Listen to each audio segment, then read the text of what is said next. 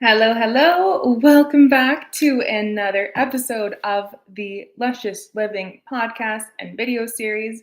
My name is Celine Bilgin. I'm the founder of Luscious Living, where personal growth meets wellness. I am a holistic nutritionist specializing in women's hormone health, gut health, and weight release. And I am so excited to talk about this topic. This is someone that reached out with this request. So thank you so much for such a fantastic question.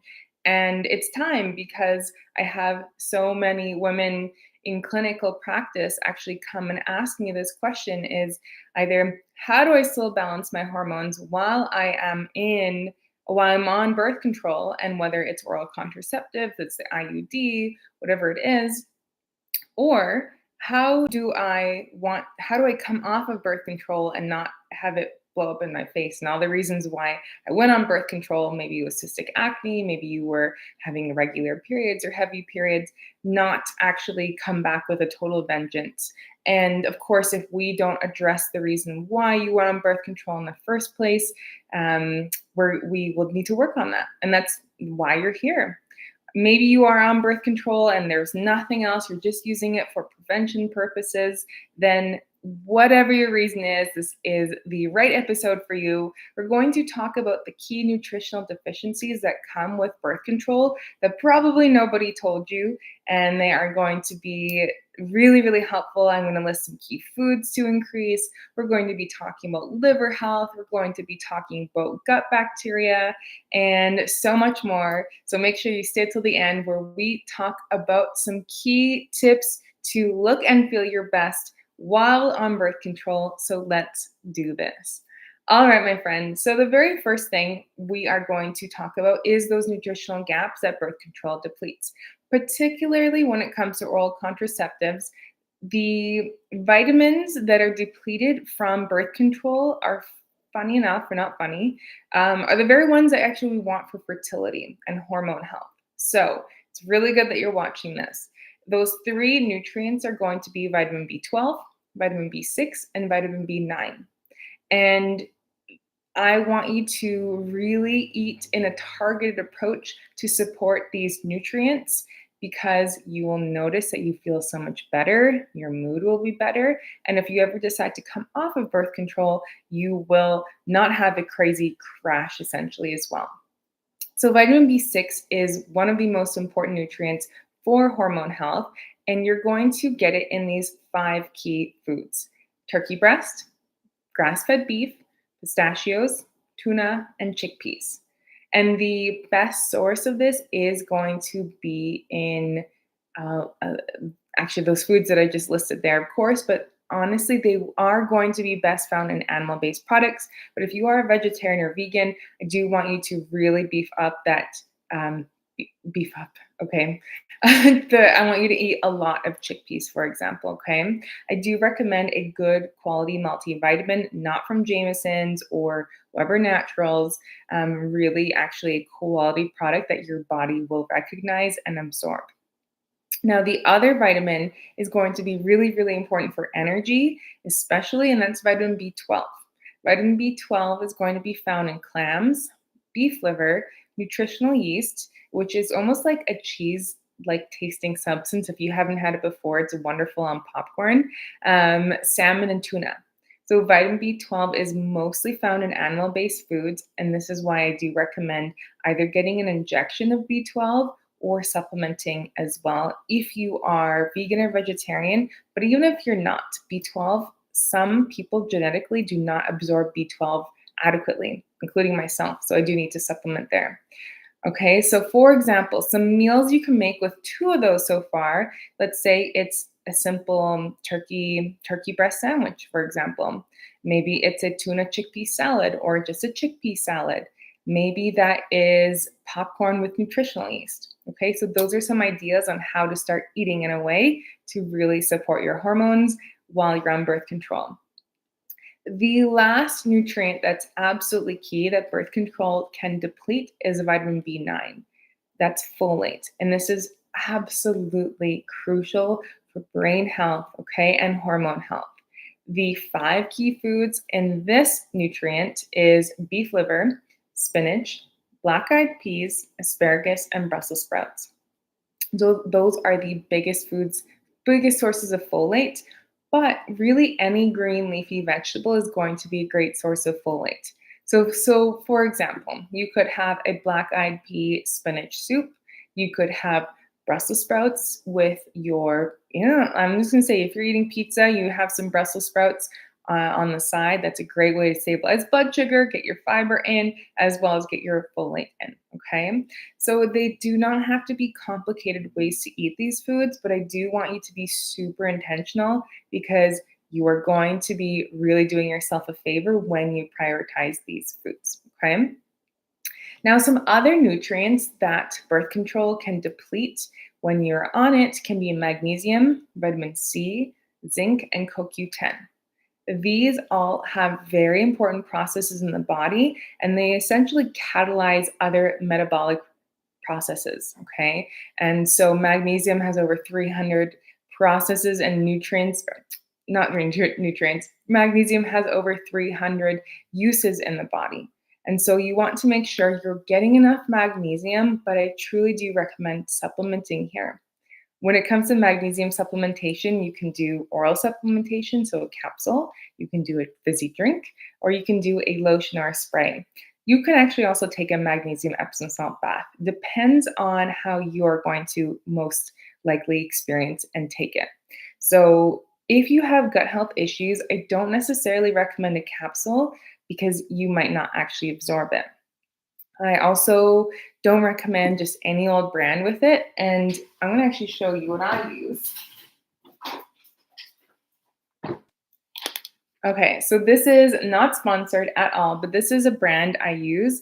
This is an unflavored version of the drink, but you can also do a berry flavor, you can do a watermelon flavor. There's lots of different flavors, and I find that at the end of the night, I like to have a magnesium drink. It's naturally fizzy. I put it in a wine glass and I just relax. Maybe I'll gua sha, maybe I'll watch something or read something. So I love a magnesium drink. You can also do a spray. Just know that it's itchy and some people don't love that. So I like to put it on the feet. Magnesium at least 3 to 5 times a week. You're going to notice it in your sleep. You'll notice if you have restless legs, if you have chocolate cravings, if you have eye twitches, you will notice a wonderful difference when you start taking magnesium. It's also good for the bowel movements.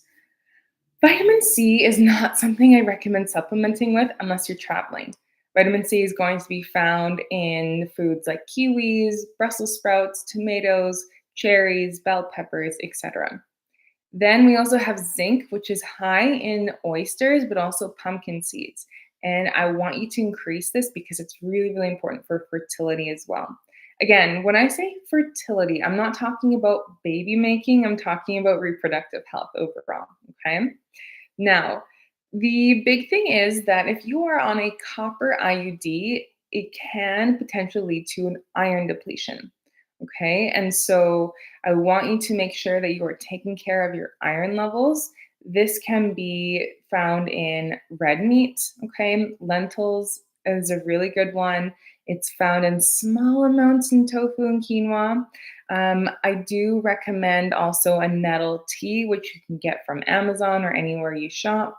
And I will have my store link below so you don't have to go running around all of those different products there. But nettle tea, you can get a lucky iron fish, it's called, where it's literally a piece of iron that you put in your water, and it's been shown to help with iron levels. I also truly love organ meat capsules. And I know this can sound so weird. I personally don't like the taste of beef liver. I've purchased it so many times in different ways of cooking it and soaking it. I still don't love it. I still don't love it. So I do take organ meat capsules.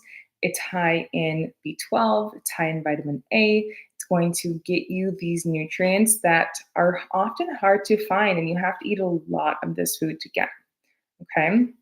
So, iron is a really big one. You'll start to notice your energy start to dip, and that does impact mental health, I find, when energy is not strong. So, iron is really big, especially if you have the copper IUD. Now, a really, really important part of hormone health in general, whether you're on birth control or not, but especially if you are, is to focus on liver health.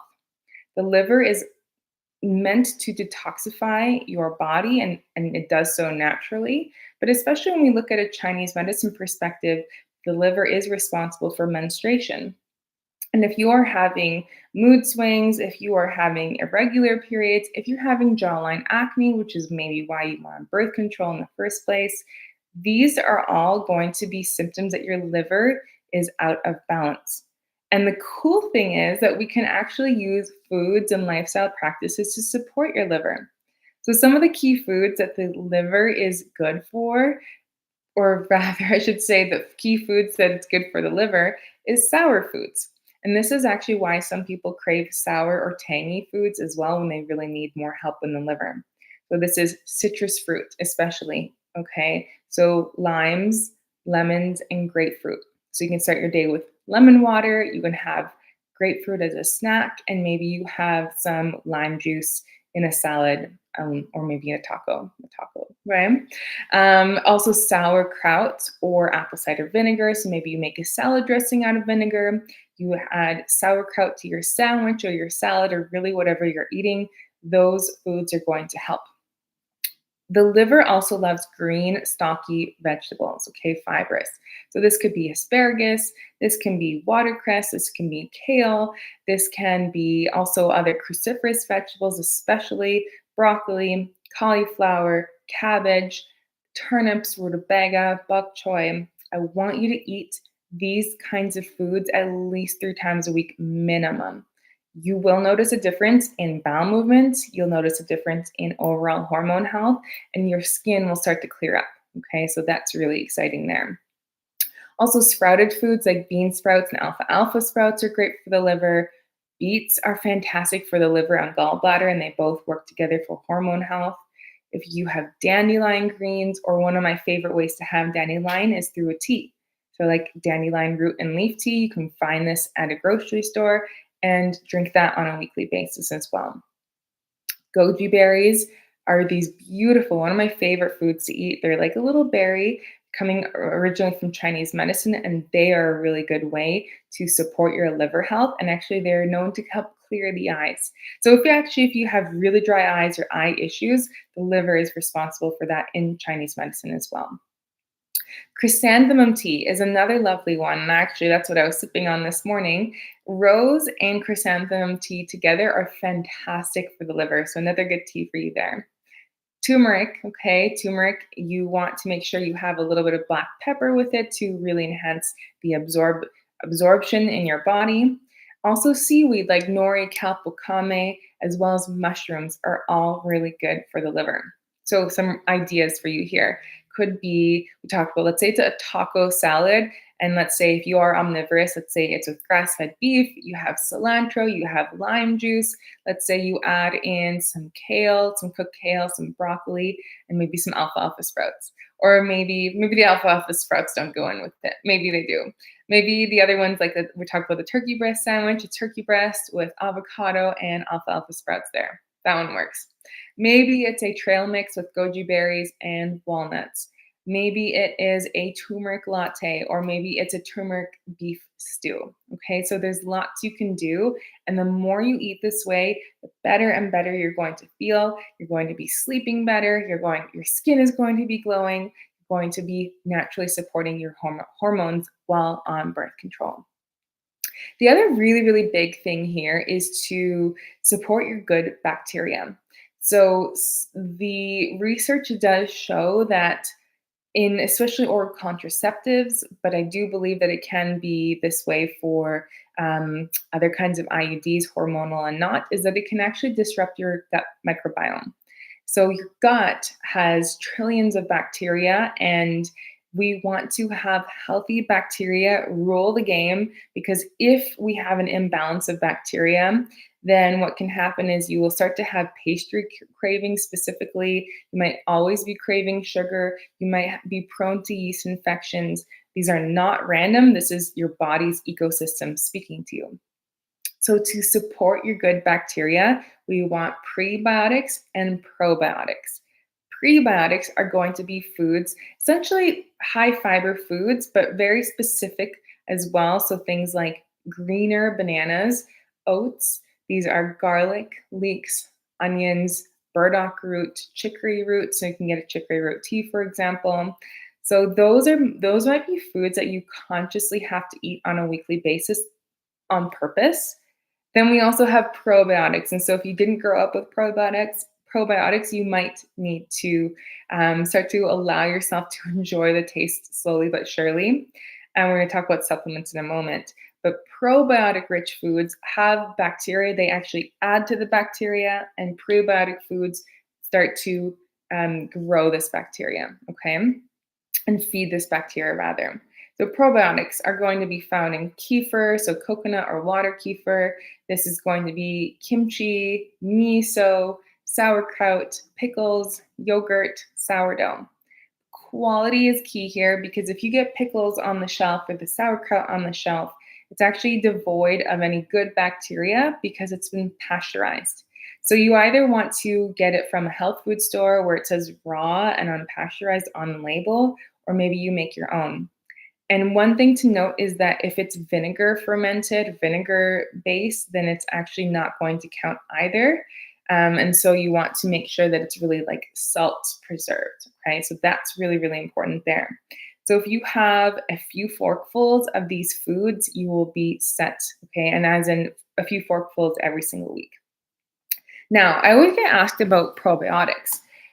Ideally, if you can start to have whole foods, that's what I prefer because the research is not clear on how often take probiotics. Do they reach the colon or do they disintegrate in the stomach? How much of it is actually absorbed?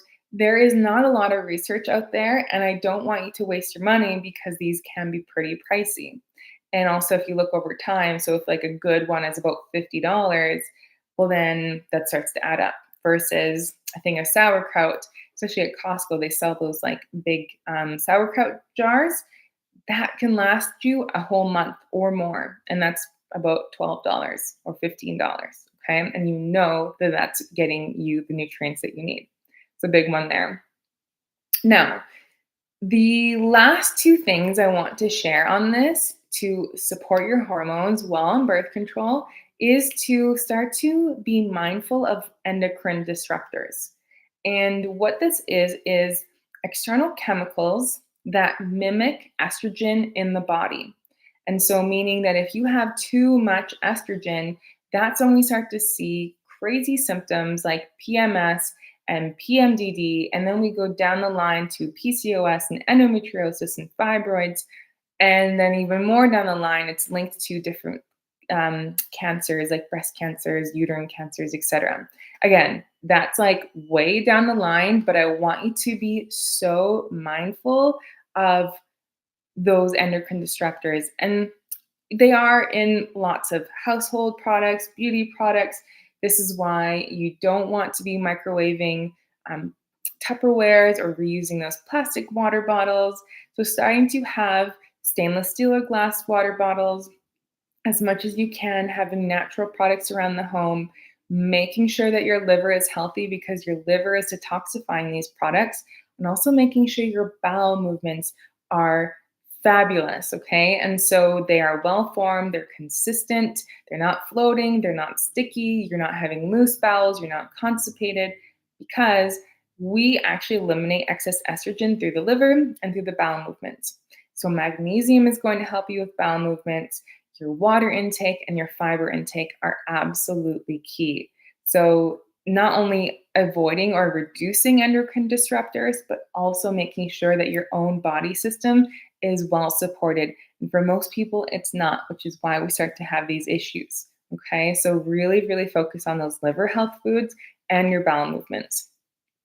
The last thing to note is that the HPA axis, so the hypothalamic pituitary gonadal axis, which is really the connection between your brain and your endocrine system, is significantly impacted by light.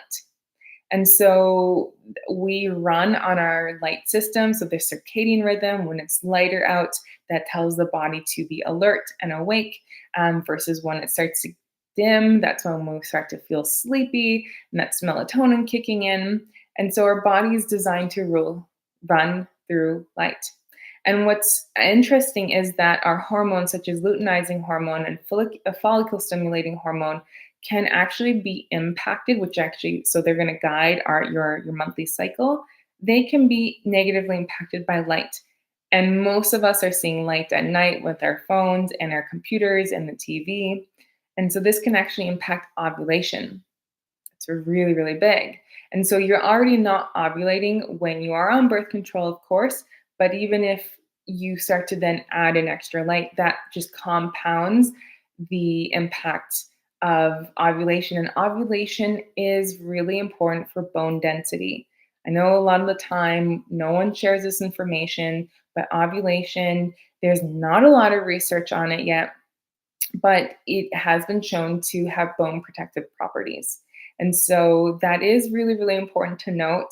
And of course, everyone has a need, everyone has a choice, and that's really the goal, obviously. And I just want you to know that those are linked. It's not to say it's causative, but ovulating can protect your bones when you're a cute little lady. Okay, so we have talked about hacking your light. So, for tips on that, obviously, you've heard this before, having a bedtime routine where you shut off your phone and shut off devices. I like to sleep in a completely dark environment. So, not even the toothbrush light, because your skin actually has photoreceptors. So, meaning that you can actually see light, which is why the sunlight is so important, or light, because we absorb light. Okay. And, or rather, the body responds to light stimulation. And so, blue light blocking glasses, the research is not super clear, but if you like having a blue light when you're working or when you're watching TV, by all means. There's also apps like Just Get Flux, it's completely free, where it actually changes your screen to more of an amber color versus blue. And it's that blue light we don't want. Okay, so those are some quick and easy tips there. We've talked about endocrine disruptors. And also, by the way, if you can, one of the big things would be to stay away from like really, really strong smelling candles, for example, or just very strong smelling ingredients in general, because those like perfumes can actually really disrupt hormones as well. And so I find it a very fine line between like liking candles and perfumes and makeup products and also wanting to be hormone conscious. And so that is definitely a dance that you will find that you do once you know this information and just start to live your own life, and also not be afraid to do certain things, right? So we talked about light, endocrine disruptors, supporting beneficial bacteria, key foods for the liver health and why that's important, iron deficiency, magnesium, vitamin C, zinc, CoQ10. By the way, CoQ10 is really important for energy as well. And it is, yeah, it's absolutely key for energy. And so the best foods for CoQ10: beef heart, pork heart, chicken heart, fatty fish, sardine, salmon, mackerel, herring, beef, grass-fed beef, chicken, and spinach. Okay, but also it's found in oranges as well, and some lots of different types of fruit. We also talked about the most important nutrients for hormone health, which is vitamin B6, B9, and B12, and how to get those foods there. Now I want to hear from you. What follow-up questions do you have for me? What concerns, comments? Again, more questions. I'm here to be of service to you, so let me know. I'd love to help answer it and point you in the right direction. So thank you so much for tuning in. I cannot wait to see you next time, and chat soon. Mwah. Bye.